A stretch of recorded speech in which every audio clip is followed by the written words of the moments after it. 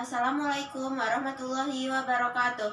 Perkenalkan, nama saya Karina Indah Lestari dari kelas 10-4, ingin mempresentasikan hasil PPT yang sudah saya buat, yaitu varicella zoster.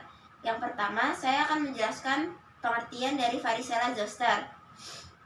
Varicella atau cacar air adalah jenis penyakit kulit yang terjadi karena adanya infeksi virus pada tubuh seseorang.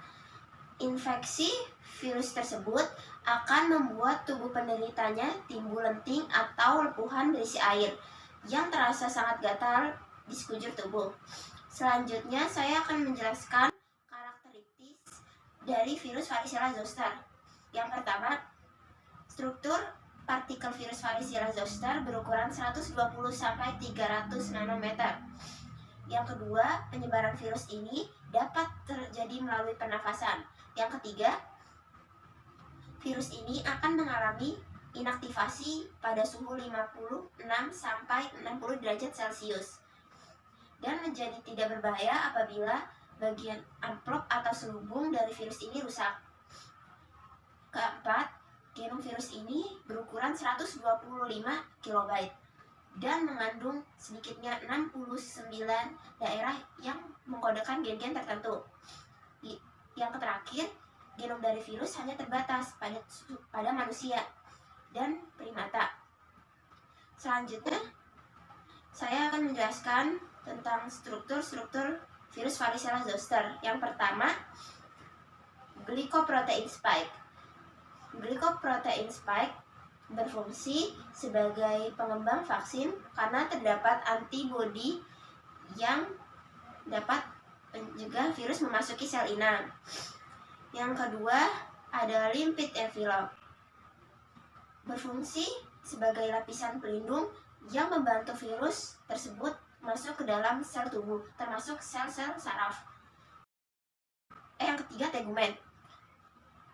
Berperan dalam perlindungan virus di luar lingkungan inang dan dapat mempengaruhi cara virus tersebut ditangani oleh sistem kekebalan tubuh. Yang keempat, ada nukleokapsid.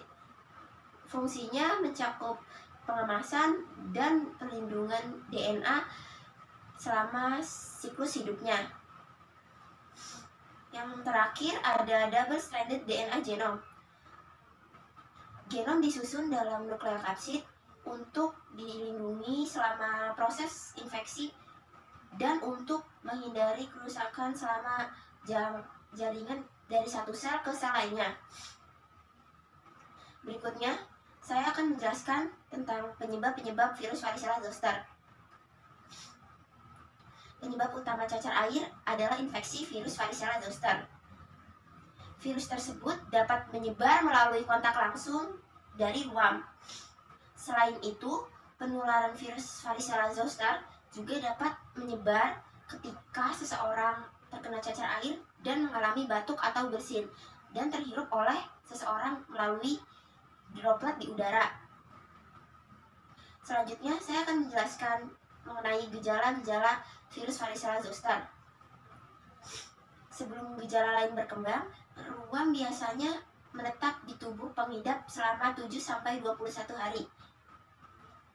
Biasanya ruam tersebut akan bertahan di tubuh penderita cacar air selama 7-21 hari. Cacar air ditandai keluhan seperti demam, sakit kepala, kurangnya nafsu makan, dan lemas.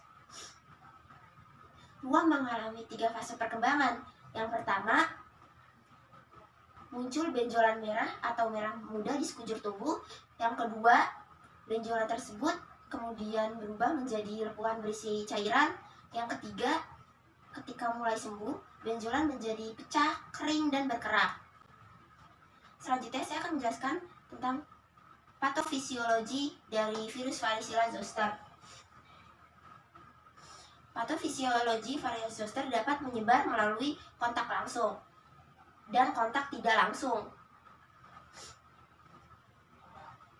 Diawali oleh inhalasi droplet secara airborne dari orang-orang yang terinfeksi. Varicella zoster, virus yang terinhalasi akan menginfeksi mukosa saluran pernafasan atas.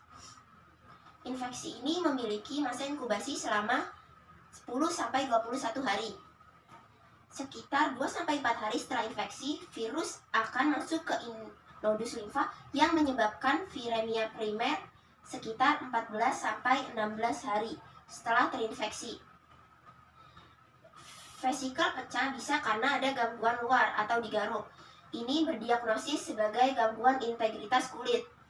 Selanjutnya, replika virus pada keratinosit yang disertai respon inhalasi dan kerusakan sel menyebabkan terbentuknya vesikel yang berisi virion di permukaan kulit.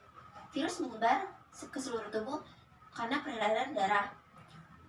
Setelah infeksi primer, varicella menyebar ke lesi mukosa dan epidermis hingga saraf sensorik lokal, lalu menyebar ke folikel kulit, terbentuk papula erythemosa atau bercak merah muncul pada permukaan kulit. Ini dibagi menjadi 3 bagian. Bisa dilihat, termoregulasi tubuh meningkat, berdiagnosis sebagai hipertemi. Yang kedua, dilatasi pembuluh darah sistematik. Itu dapat menyebabkan nyeri kepala, dapat berdiagnosis sebagai gangguan pola tidur. Yang ketiga, itu dapat menyebabkan nyeri bagian tubuh karena aktivitas vesikel, dapat berdiagnosis sebagai gangguan pemenuhan nutrisi kurang dari. Selanjutnya, saya akan menjelaskan tentang klasifikasi dari virus varicella zoster. Virus varicella zoster diklasifikasi dalam keluarga Hyperviridae, yang lebih spesifik subkeluarga Alphaherverinae. Varicella zoster menyebabkan 2 penyakit utama. Yang pertama ada cacar air atau varicella dan herpes zoster atau cacar api. Varicella dan herpes zoster merupakan 2 manifestasi yang berbeda dari infeksi yang sama dan dapat muncul dalam sebagai relasi virus setelah infeksi sebelumnya. Selanjutnya saya akan menjelaskan terkait pencegahan virus varicella zoster. Yang pertama, menerima vaksin cacar air. Yang kedua, menghindari kontak langsung orang yang sedang terinfeksi. Yang ketiga, kurangi kontak dengan orang sekitar karena dapat menular melalui udara. Selanjutnya saya akan menjelaskan pengobatan dari cacar air. Yang pertama, gunakan pakaian longgar dan berbahan lembut. Yang kedua, tidak menggaruk ruam. Yang ketiga, mandi dengan air dingin untuk meredakan gatal. Segitu saja yang saya sampaikan. Wassalamualaikum warahmatullahi wabarakatuh.